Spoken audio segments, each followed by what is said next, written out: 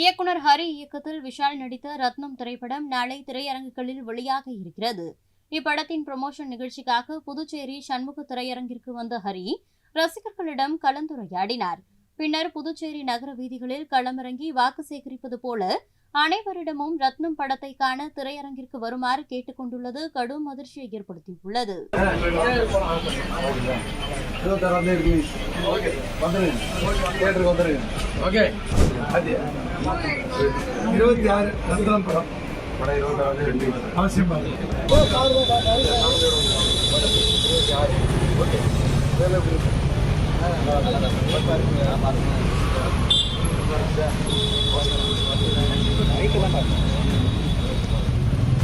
எல்லாரும் அவசியம் பாரு. யோகி பாபு பாத்தீங்களா எவ்வளவு கோபம் வந்து மீச்சார் பாத்தீங்களா?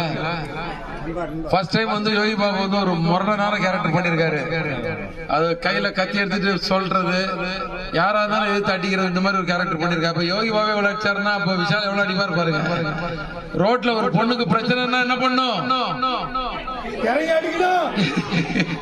விடக்கூடாது.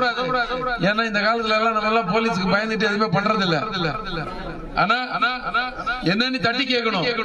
ஒரு பொண்ணுக்கு பிரச்சனை சரி, ஒரு எந்த பிரச்சனையா இருந்தாலும் அந்த மாதிரி தட்டி கேட்கிற வேலையை தான் நம்ம ஹீரோ விஷால் பண்ணிருக்காரு. இந்த படத்துல ஒரு எமோஷனலான கதை இருக்கு. இவ்வளவு ஆக்ஷன் இருந்தாலும் பயந்துடாதீங்க.